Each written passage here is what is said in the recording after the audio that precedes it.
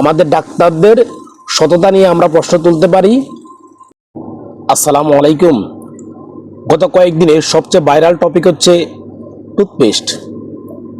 একটা পোস্ট আমার সামনে আসছে যে সবচেয়ে ভালো এবং নিরাপদ মনে করে যে টুথপেস্ট আমরা ব্যবহার করেছি মেডিপ্লাস, চোখ বন্ধ করে এটা আমরা ব্যবহার করেছি। সেই মেডিপ্লাসে সবচেয়ে বেশি বিষাক্ত মাইক্রোপ্লাস্টিকের উপস্থিতি পাওয়া গেল, যেটাকে আমরা সবচেয়ে বেশি নিরাপদ মনে করেছি। আমরা এটাকে সবচেয়ে বেশি নিরাপদ মনে করেছি এই কারণেই, কারণ বেশিরভাগ ডাক্তার আপনি যখন তার কাছে যাবেন উনি আপনাকে এই মেডিপ্লাসটাই সাজেস্ট করবে। এখন আমাদের দেশের ডাক্তারগুলো কি ভেবে এতদিন মেডিপ্লাস সাজেস্ট করেছে আমাদেরকে আমার মাথায় আসে না।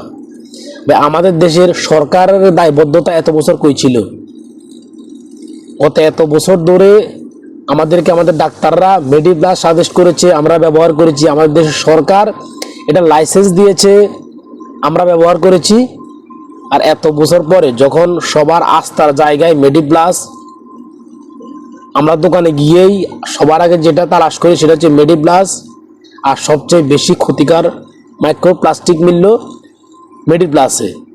তখন আমাদের দেশের রাষ্ট্র ব্যবস্থার, আমাদের নিরাপত্তার ব্যবস্থা নিয়ে প্রশ্ন তুলে, আমাদের ডাক্তারদের সততা নিয়ে আমরা প্রশ্ন তুলতে পারি। এই দেশের ডাক্তার, সরকারি কর্মকর্তা, এদের একঘেয়েমি, চুরি, দুর্নীতি যতদিন বন্ধ হবে না এই দেশের সাধারণ মানুষ ধোঁকায় খাবে। এদের ধোঁকা থেকে কেউ বাঁচাতে পারবে না।